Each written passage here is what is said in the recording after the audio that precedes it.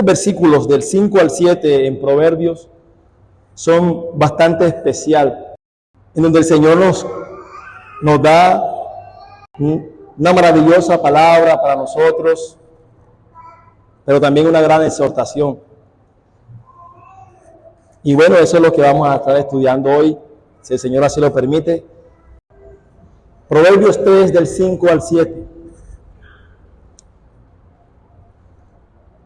Quisiera hablar un poco y rápidamente acerca del libro de Proverbios, al menos en cuanto al propósito del libro, porque creo que necesario. El gran fin de este valioso libro en las Escrituras es enseñar no la sabiduría secular o política, aunque debo decir igualmente y reconocer que hay muchas reglas excelentes para cada una y de alguna manera son intercaladas en Proverbios. Pero el propósito o fin especial de Proverbios no es enseñar esa sabiduría secular o política, sino que el fin o el propósito del libro de Proverbios es enseñar la sabiduría y la sabiduría de Dios, la sabiduría divina. Como se ha dicho y quizás la mayoría conocen, el libro de Proverbios es especialmente un libro dirigido a los jóvenes, especialmente a los jóvenes, pero no exclusivamente a los jóvenes. El Señor habla a todos. Pero tenemos que reconocer que es un libro que habla especialmente a los jóvenes. Ahora, en las Escrituras también jóvenes, cuando dice joven, en las Escrituras o niños, habla de más o menos incluso hasta los 40 años, puede estar hablando en ese tema de juventud. Pero no habla exclusivamente de los jóvenes. Este libro de Proverbios está lleno de instrucciones para preservar al pueblo de Dios de manera individual, pero también para preservar de esta manera el testimonio del pueblo de Dios. Es decir, ¿cómo debemos vivir el pueblo de Dios en medio de una generación perversa y maligna como la que tenemos? Bueno, Proverbio tiene muchos principios de cómo podemos vivir nosotros y que nuestro testimonio sea un testimonio fiel de la obra de Cristo en nuestros corazones. Hay muchos principios.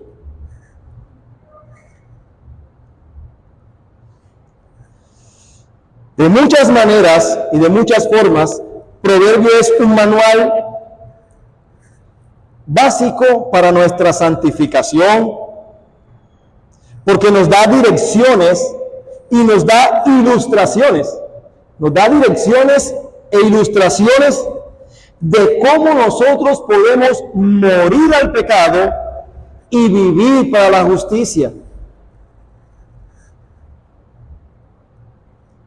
Muestra cómo la verdadera religión o el verdadero cristianismo se integra en todas nuestras actitudes y en todas nuestras acciones, de una manera, hermanos, que esto afecta nuestra familia, nuestras amistades, nuestros trabajos, nuestras relaciones. Hay principios, de hecho, el libro de Proverbios recoge de alguna manera los mandamientos, las leyes que Dios dio al pueblo de Israel en el Antiguo Testamento, habiendo una teocracia, es decir, Dios gobernando al pueblo y diciendo de la manera cómo debían trabajar los empleados, cómo deberían ser los jefes, cómo deberíamos ser los esposos, cómo deberían ser las esposas, cómo deberían ser los hijos, cómo deberían tratar a los hijos. En fin, hermanos, hay una cantidad de principios y formas que, en síntesis, nos enseña santidad, cómo morir al pecado, cómo vivir para la justicia. Y estos principios y estos mandamientos afectan entonces nuestra vida, en todas las áreas de nuestra vida. Vamos a ver hoy una verdadera confianza, o más bien cómo desarrollar una verdadera confianza en el Señor. Proverbios 3 del 5 al 7. Fíate de Jehová de todo tu corazón y no te apoyes en tu propia prudencia. Reconócelo en todos tus caminos y Él enderezará tus veredas. No seas sabio en tu propia opinión. Teme a Jehová y apártate del mal. En este versículo 5 del capítulo 3 que acabamos de leer, el escritor sagrado, inspirado por el Espíritu Santo de Dios, nos invita a fiar en Jehová. Dice, fíjate de Jehová, que no es otra cosa que confiar en Jehová. ¿Qué es fiar en Jehová? Es confiar en Jehová. Y no solo nos invita, sino que yo creo que más bien nos exhorta a confiar en Jehová. Está diciendo, fíjate, confía en Jehová. Te exhorta a ti y a mí. Confía en Jehová. Nos exhorta a confiar en Jehová. Pero además de esto, nos dice cómo es la manera en la que nosotros debemos confiar o fiarnos en Jehová. Y eso es precisamente lo que vamos a estar estudiando en esta mañana. La palabra fíjate tiene la connotación en el hebreo que transmite la idea de poner la confianza para hallar seguridad. Presta atención a esto. Es poner la confianza, pero para hallar seguridad. No en algo, sino en alguien. Y en este caso es poner la confianza para hallar la seguridad en Dios. Hermano, no es simplemente confiar por confiar, sino que es un confiar para hallar seguridad en Dios, para hallar plenitud y confianza total en Dios. Y voy a decir algo que de pronto puede sonar un poco duro para algunos, pero espero que el Señor me conceda la caridad para poder exponerlo y aclararlo. Y es que en cuanto a esta confianza en Dios para hallar seguridad, es algo que solo tenemos o que solo gozan los creyentes, y es producto o privilegio de nuestra adopción en Cristo Jesús. Uno de los privilegios de estar en Cristo, de ser adoptados en Cristo Jesús, es que podemos tener una confianza total, absoluta y segura en Dios por Cristo. Porque la confianza que es mencionada incesantemente por los labios de muchos ignorantes e impíos que no conocen a Dios, es un engaño terrible, hermanos y amigos. Constantemente, y ustedes son testigos de ello, de cómo vemos constantemente en la sociedad las personas decir de sus labios hacia afuera que confían en Dios. Tú le dices a las personas y tú los ves hablando a impíos, a personas que no están en Cristo, que no han rendido sus vidas a Cristo, constantemente diciendo que confían en Dios, que tienen confianza en Dios, pero en sus labios, hacia afuera. El creyente goza de esta confianza como un privilegio de adopción en Cristo Jesús. Porque déjenme hacerle una pregunta. ¿Qué base puede haber para confiar para aquellos que dicen confiar en el Señor cuando todo lo que hay es que temer? Mire, permítanme usar esta expresión. El Dios del pecador, y cuando hablo acerca del Dios del pecador, estoy hablando del Dios de las Escrituras, del Dios vivo y verdadero, que es el Dios del pecador. No el Dios del pecador con D minúscula, ese que se crea en su mente que son muchos dioses.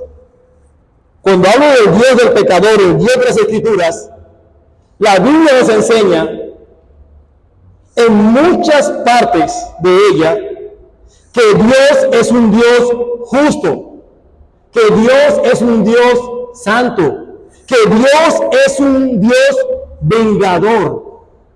Mira como dice Deuteronomio capítulo 7, versículo 10, y quiero que vayan allí, por favor. Deuteronomio capítulo 7, versículo 10. Deuteronomio 7, 10 dice, hablando de Dios, y que da el pago en persona. Oiga, Dios da el pago en persona al que le aborrece. ¿Y cómo lo hace? Destruyéndolo. Y no se demora con el que le odia. En persona le da el pago. Y dice que en persona le da el pago. Amigo. Y pudiera yo citar muchos textos en esta mañana que hablan acerca de la ira de Dios y de su aborrecimiento en cuanto al pecado. Y yo le pregunto entonces a aquellos que no están en Cristo, que no han puesto su confianza en Cristo, que no han venido a Cristo en arrepentimiento y fe, ¿puede ser este Dios un objeto de confianza para el pecador impenitente, como Dios se ha revelado en las Escrituras? Mire, fuera de Cristo, amigo, no hay ninguna confianza, no hay confianza alguna, no hay seguridad alguna para ninguna persona. De hecho, amados, yo creo que los cristianos, los creyentes, los que por la gracia de Dios hemos creído, debemos glorificar al Señor en gran manera por esta gracia que nos ha concedido de arrepentirnos y de creer en el Señor para nuestra salvación. ¿Cuánto nosotros los cristianos debemos a Dios por la gracia que hemos recibido? Porque hemos creído a esa preciosa expiación que Dios nos ha abierto un camino a la reconciliación con Él.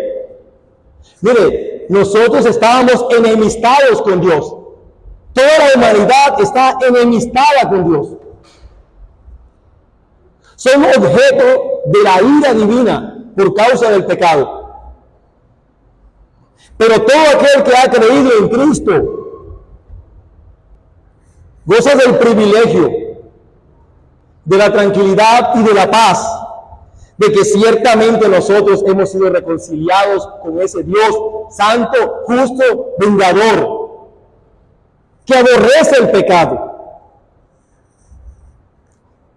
De hecho, leíamos providencialmente Romanos capítulo 5. Y tengo este texto aquí en Romanos 5, 10 al 11. Dice Romanos capítulo 5 del 10 al 11, porque si siendo enemigos, oiga, hablando de los creyentes, si siendo enemigos fuimos reconciliados con Dios por la muerte de su Hijo. Éramos enemigos, fuimos reconciliados por la muerte de su Hijo. Mucho más, estando reconciliados, seremos salvos por su vida.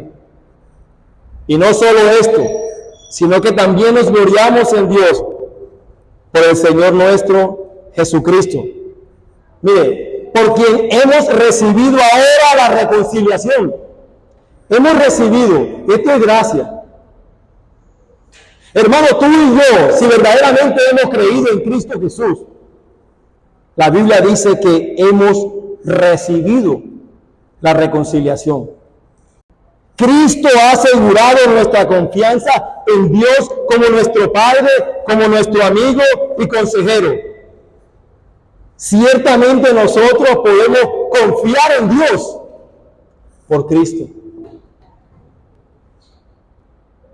Qué preciosa y maravillosa verdad, hermano. Que no es por nuestros méritos, que no es por nuestras fuerzas, ni por lo que hayamos sido, o somos, o seremos, sino por lo que Cristo hizo en favor de los suyos, reconciliarnos con el Padre, y ahora realmente podemos llamar a Dios Padre, con confianza, y podemos decir, cuando Él dice, fíate de Jehová, el creyente puede confiar verdaderamente en Dios. Puede llamarle Padre, sin temor a equivocarse. Nuestros pecados han sido perdonados por la sangre de Cristo.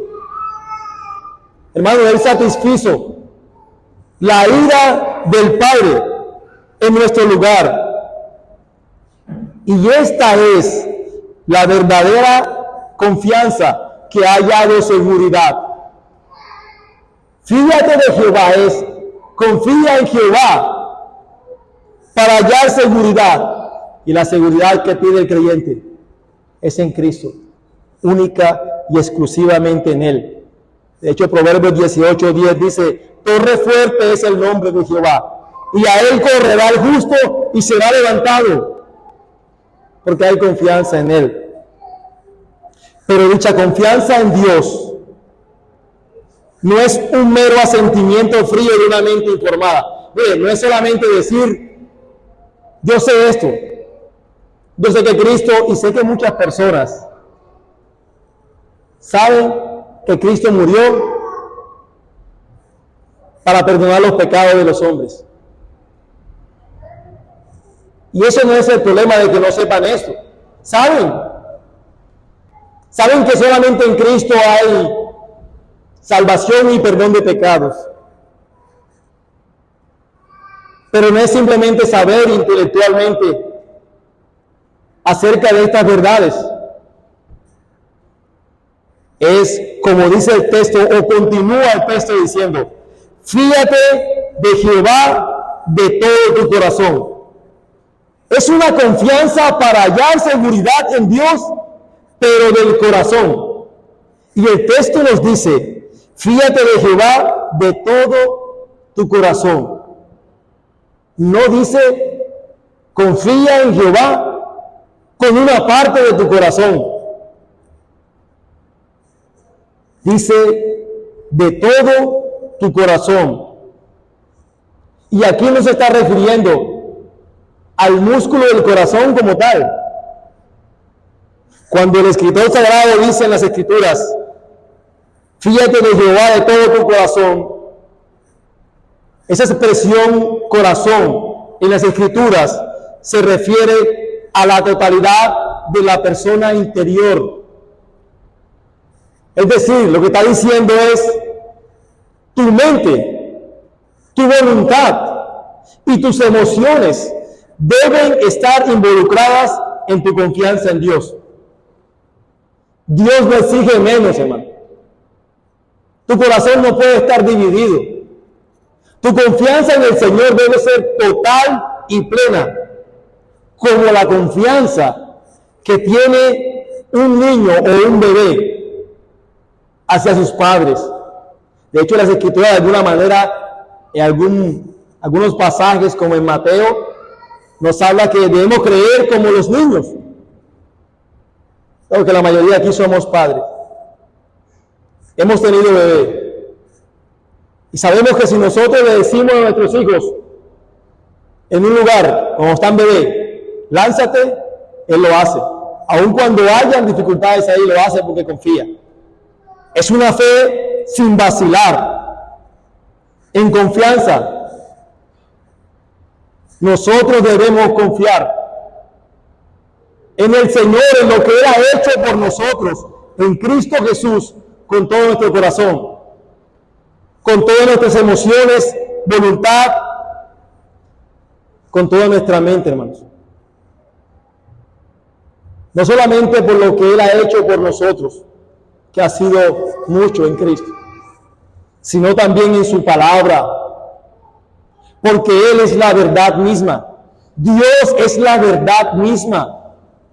Y a Dios le place, amigo, que nosotros tomemos su palabra en serio, que nosotros tomemos su verdad en serio, no simplemente tomar la palabra en cosas que nos dicen y tomarla como un libro cualquiera. Dios es la verdad misma y las Escrituras es la revelación de ese Dios de verdad que ha hablado a los hombres.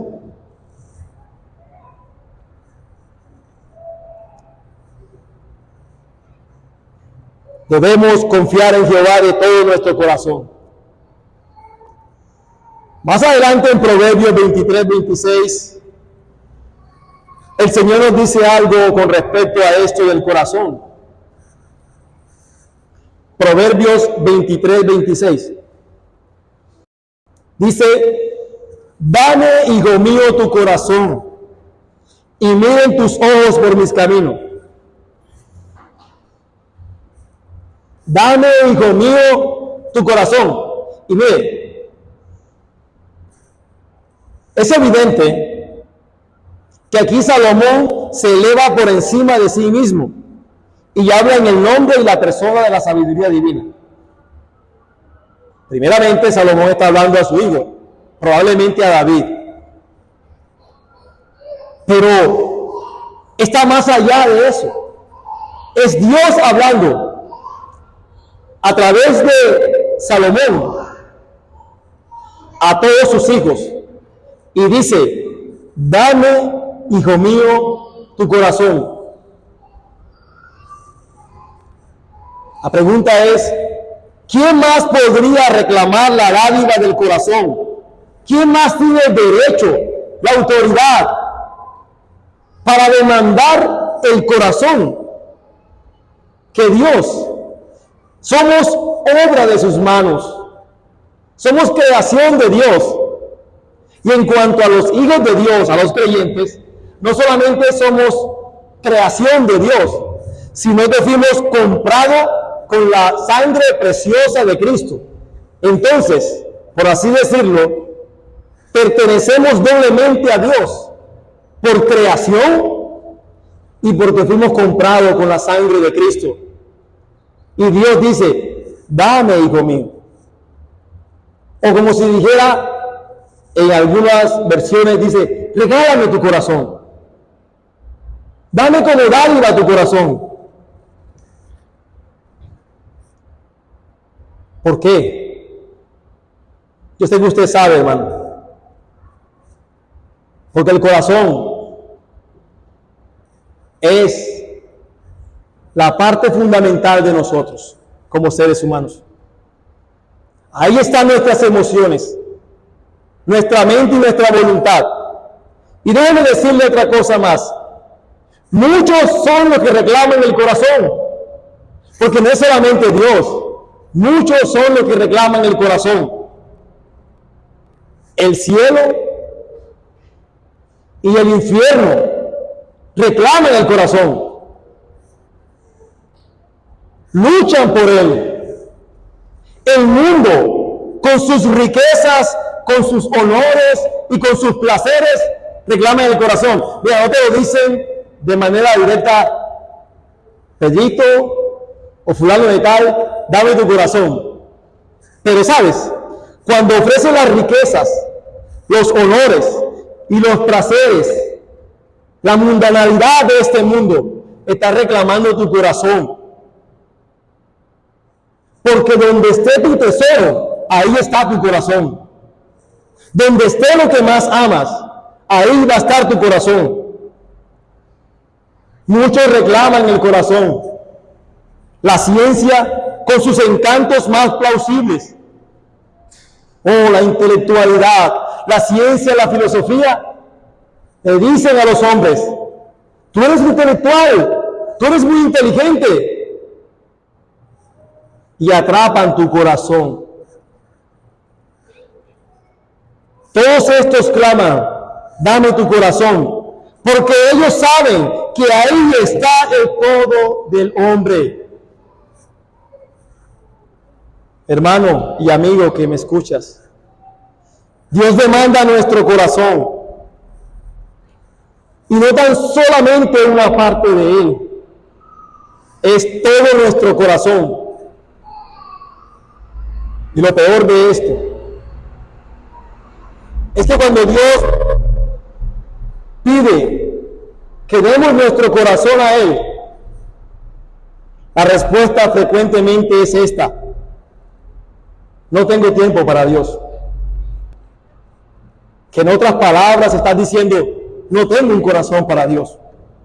Es que tengo tantas ocupaciones.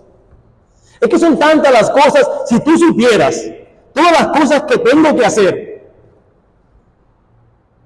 Bueno, y las muestras de alguna manera legítima, justificando de que realmente es porque tienes muchas cosas. Estás mostrando allí que no tienes un corazón para Dios.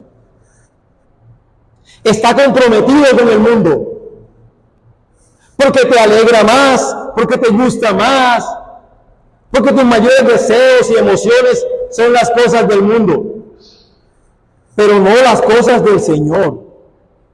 No hay. Algunos responden: no puedo decidirme a ser cristiano, al menos no todavía. Como dijo este hombre a Pablo: por poco me persuades a ser cristiano. Yo no puedo ser cristiano ahora, quizás cuando esté más viejo o cuando yo tenga más claridad, yo voy a ser cristiano. Lo que estás mostrando con ello es que ciertamente tu corazón no está con Dios. Permítame decirles esto, esta frase: lo que el corazón no hace en gran medida, no lo hace en absoluto. La frase de un pastor de antaño. Lo que el corazón no hace en absoluto, lo que el corazón no hace en gran medida, no lo hace en absoluto.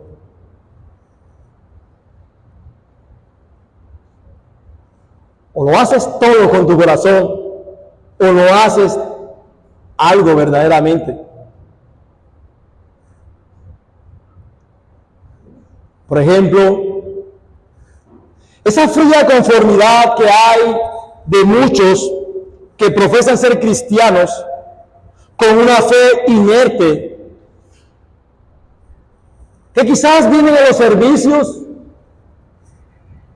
los domingos por la mañana y quizás por la tarde y los días de oración. Sí, voy. Y ya hacen un sacrificio muerto y no uno vivo, hermano. Y si no se hace un sacrificio vivo con todo nuestro corazón delante de Dios, es un sacrificio que no es agradable a Él. Porque en Romanos capítulo 12, versículo 1, el apóstol Pablo dice: hermanos, les ruego por las misericordias de Dios que presentéis vuestros cuerpos en sacrificio vivo, santo, agradable a Dios, que es vuestro culto racional. Un sacrificio vivo, santo, agradable a Dios, que es vuestro culto racional. Está diciendo en otras palabras: si hemos de servir al Señor, si hemos de adorar al Señor, debe ser con todo nuestro corazón, con todo lo que somos. Un sacrificio vivo,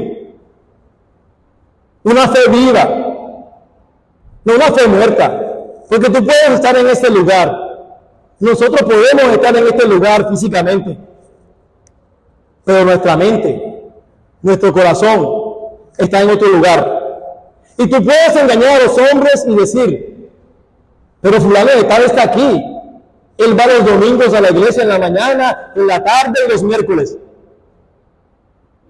Pero Dios reconoce los corazones. Él sabe dónde está tu corazón. Él sabe dónde está tu mente. Él sabe dónde están tus emociones. Y a Él no le puedes engañar.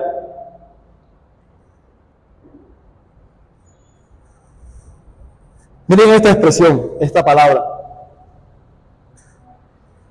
¿Cómo puedes decir te amo cuando tu corazón no está conmigo? ¿Sabe quién dijo eso?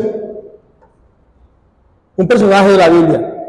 ¿Cómo puedes decir te amo cuando tu corazón no está conmigo?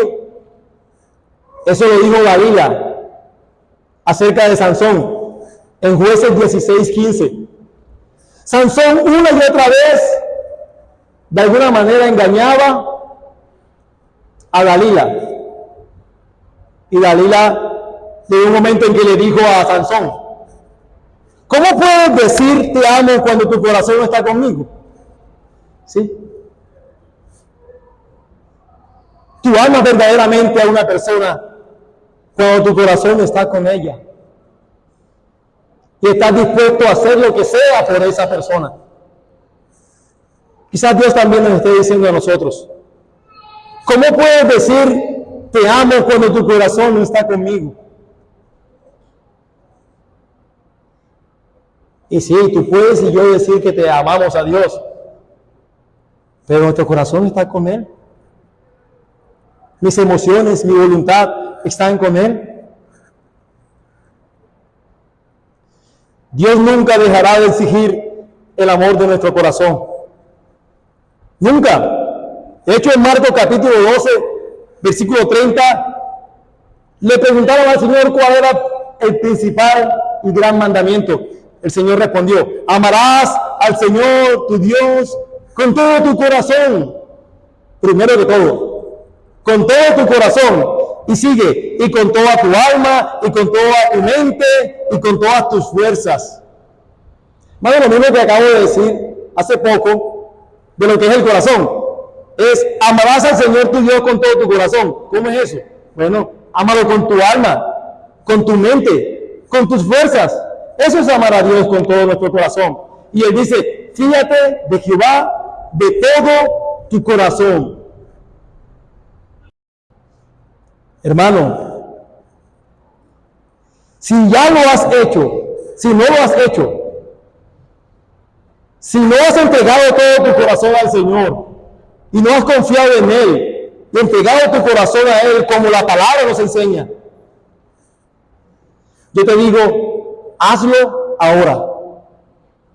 Hazlo ahora. Y tú dices, sí, ya lo hice. Te digo, hazlo diariamente. Porque muchos de nosotros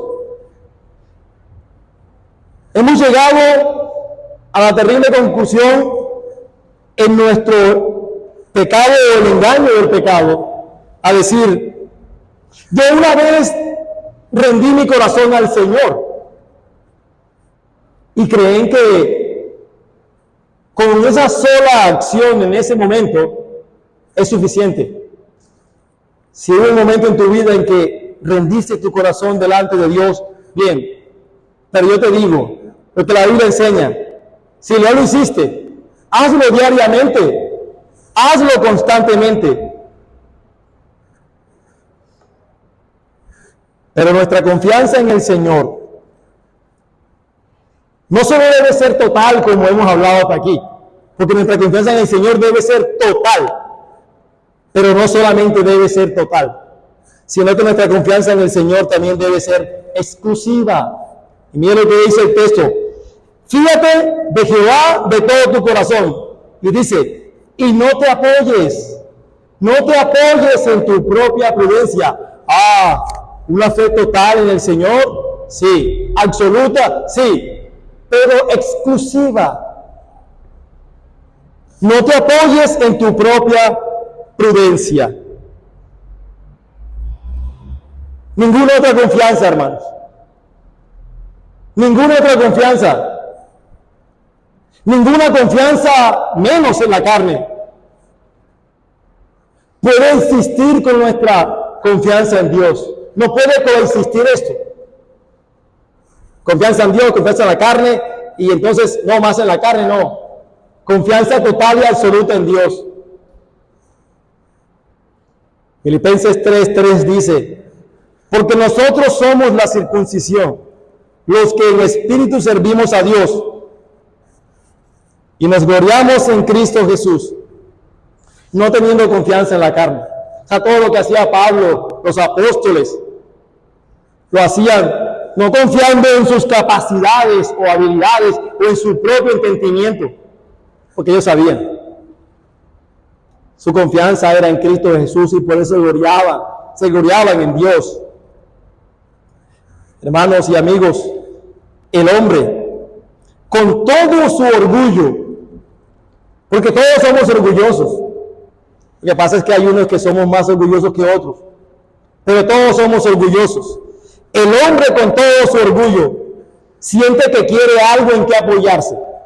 Aún con todo lo orgulloso que es, siente que quiere algo en que apoyarse. Pero como es un ser caído, una persona sin Cristo, un ser caído, él naturalmente, por su naturaleza, se apoya en sí mismo, en sus propias nociones tontas y sus fantasías falsas. Como el hombre se debe apoyar en algo, porque aún con todo su orgullo, no se apoya en Dios, entonces se apoya en sí mismo, en sus propios entendimientos, en su propia fuerza y conocimiento. Entonces, como hay muchos por ahí, el poder humano es su ídolo.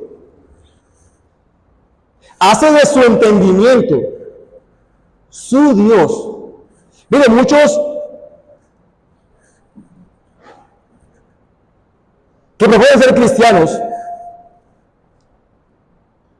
saben que no debemos hacernos imagen de Dios y saben que no se hace una imagen tallada de un Dios o de alguna otra cosa. Eso es pecado. Pero sí hacen de su entendimiento, muchas veces, de sus propia sabiduría, su ídolo. Entonces, ellos, no. Lo que Dios dice en su palabra no es realmente lo más importante o lo que debemos hacer, sino que mi conocimiento, lo que yo sé. Yo he tenido mucha experiencia. Y entonces se apoyan en sí mismos. Muchos llevan la verdad de Dios a su propio banquillo y la cuestionan como excusa para rechazarla. De esta manera y muchas otras maneras, el hombre confía en sí mismo y su corazón se aparta de Jehová. Porque cuando el hombre confía en sí mismo, pone su confianza en sí mismo o en cualquier otro hombre, se aparta de Jehová. Jeremías 17:5 dice, Jeremías 17:5, maldito el varón que confía en el hombre y pone carne por su brazo y su corazón se aparta de Jehová. Mire, dice, pone carne por su brazo, es decir, confía en sí mismo, confía en el hombre. ¿Qué sucede inmediatamente en eso? Su corazón se aparta de Jehová. Naturalmente, hermano. Su Dios es sus capacidades y entendimiento. Esta es la triste historia desde la caída. La historia del hombre. El pecado dominante de todo corazón sin humillarse ante Dios. Es el lamentado y resistido pecado de muchos o casi todos los hijos de Dios, que aún a sabiendas de su palabra y su verdad, desean apoyarse más bien en ellos mismos y no en el Señor. Y quiero aprovechar que hay jóvenes aquí, que hay niños. Es necesario hacer alusión a este pecado como el pecado de la juventud. ¿Cuáles son los pecados más predominantes en los jóvenes? Hermanos, qué raro es ver a los jóvenes sujetarse a los mayores, ¿cierto? Uno les dice ciertas cosas, no, pero es que es así, como ellos dicen. Cuando primera de Pedro 5:5 el Señor dice, jóvenes sujetados a los ancianos, es decir, a los mayores. Y si un joven pide consejo, en este caso no solamente entre los jóvenes, sino también muchos adultos ya, si piden consejo, no es con la esperanza de confirmar una opinión previamente formada. Y en caso de desacuerdo en lo que ellos van y preguntan, el propio entendimiento del joven suele decidir el curso. Si van a pedir un consejo de alguien por algo, porque por ética o qué sé yo, y cuando ese mayor o esa persona de sabiduría le dice o le muestra por la palabra que es todo lo contrario, aun cuando le dicen estas cosas, él decide tomar todo lo contrario. Y decía que no es algo solamente en los jóvenes, pero sí mayormente en los jóvenes. Y Proverbios nos habla acerca de estas cosas, que los jóvenes deben sujetarse a sus mayores. Entonces, siendo así estas cosas, amados, hay un gran motivo para la advertencia: no te apoyes en tu propia prudencia. Mira, alguna vez, de hecho, cuando esta pasión dice no te apoyes en tu propia prudencia, está diciendo en otras palabras, no te apoyes en tu propio entendimiento, no seas autosuficiente, es lo que está queriendo decir. Y déjeme decirle que alguna vez, de hecho, el hombre tuvo una luz clara y despejada.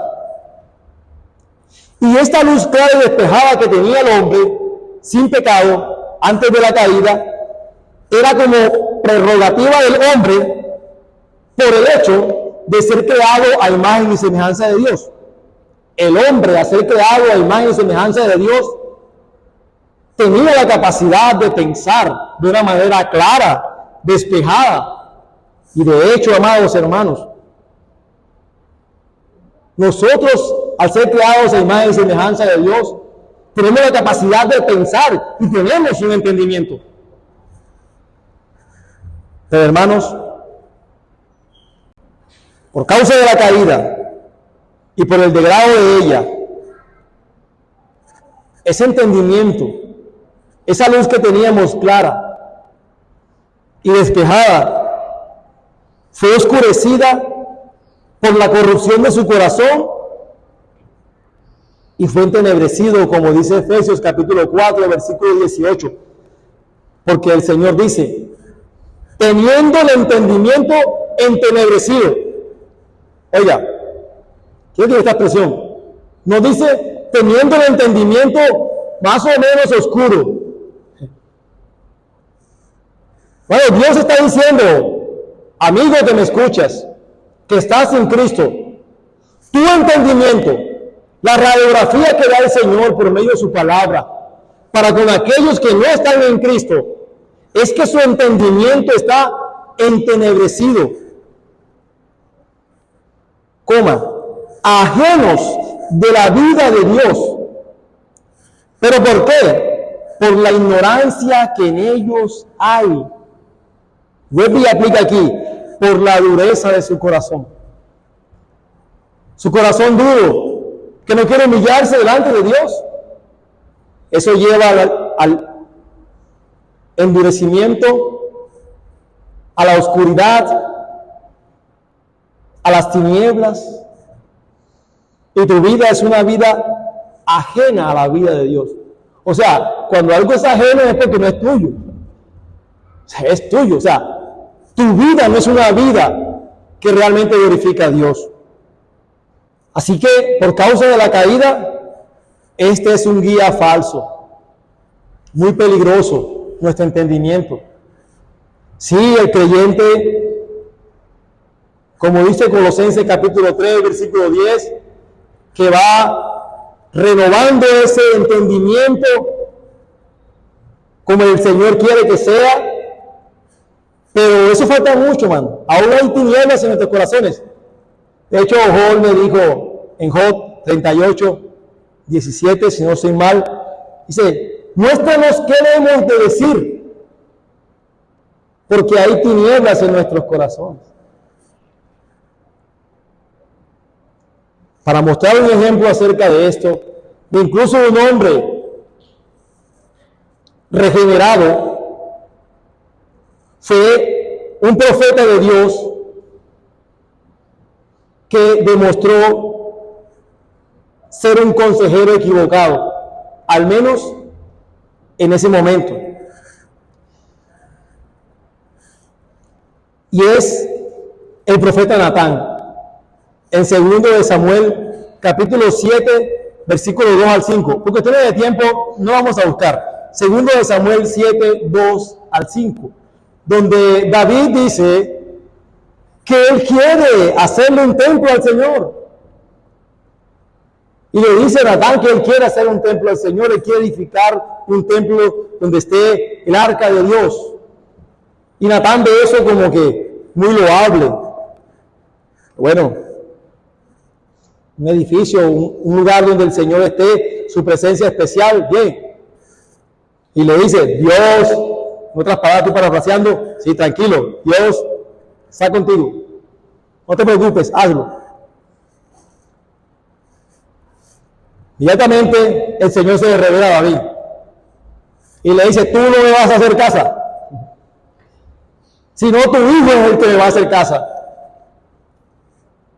Hermanos, no esperaron que el Señor diera la dirección.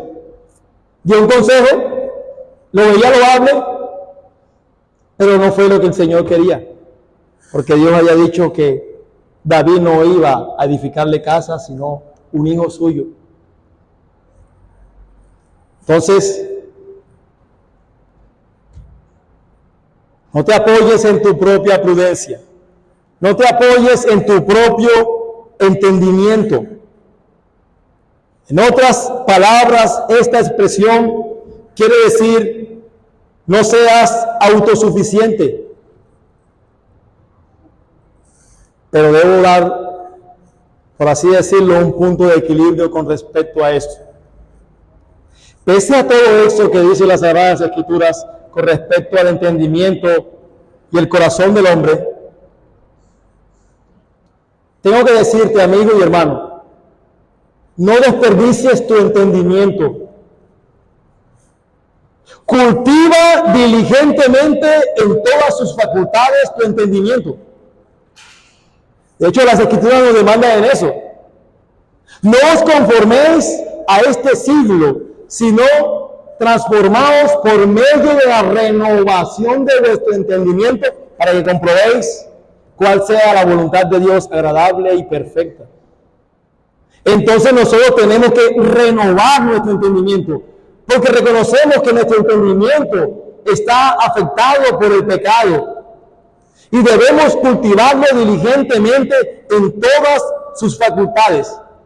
Y mucho más, amados, en un mundo de tan amplio conocimiento como el que tenemos, la ignorancia es una vergüenza, hermanos. La ignorancia es una vergüenza. Y peor que esto, la ignorancia es fruto de la pereza. No sé tantas cosas, no sé esto, no sé lo otro. Llena tu mente Llena tu corazón con la palabra de Dios. Sé diligente en estudiar, en aplicar los principios de tu palabra en nuestra vida. Para mí, una de las frases que más me gusta, y quisiera que no fuera cliché en mi vida, es lo que escuché una vez de un pastor que decía: que la Biblia sea justificando todas tus acciones. Que la Biblia, la palabra de Dios, sea justificando todas tus acciones. Es decir, amados, que si te preguntan por qué trabajas así, tú digas: porque la Biblia dice esto y esto, que debo trabajar con diligencia. Que por qué eres un jefe así, porque la Biblia me dice esto y esto. ¿Por qué eres un esposo así? Porque la Biblia me dice esto. ¿Por qué eres un hijo así? Porque la Biblia me dice esto. Hermano, ¿por qué tratas a tus vecinos así? Porque la Biblia dice esto y esto. Para llegar allá, ¿sabes qué se necesita, hermano? Estudiar. Se necesita estudiar la palabra. Eso no va a venir así por revelación propia. Tenemos que estudiar. Tenemos que dedicar tiempo. Tenemos que esforzarnos. Tenemos que sacrificar juegos, sacrificar muchas cosas por querer conocer la palabra de Dios para aplicarla en mi vida, para ir renovando mi entendimiento, para que sea un entendimiento cada vez más claro, conforme a la verdad de la palabra. Hombres ignorantes, cristianos ignorantes, es una vergüenza, es fruto de la pereza, hermano. Entonces, utilízalo activamente tu entendimiento. La religión fortalece, no destruye el poder del entendimiento. Pero siempre, siempre, siempre, no te apoyes en tu entendimiento. Apóyate, confía en el Señor. Confía en el Señor. Sé que es algo. Quiero que te lleves esto, hermano. Quiero que te lleves esto, amigo. Confía en Jehová con todo tu corazón. Confía en Jehová con todo tu corazón, con toda tu alma, con toda tu mente, con todas tus fuerzas. Sé que muchos de nosotros hacemos, o bueno, espero que muchos hagan ciertos planes para el próximo año. Si el Señor nos concede la oportunidad de la vida, o nos concede la oportunidad de la vida. Bueno, te propongo algo, que el plan para este próximo año sea verdaderamente confiar en Jehová con todo tu corazón y no apoyarte en tu propia prudencia.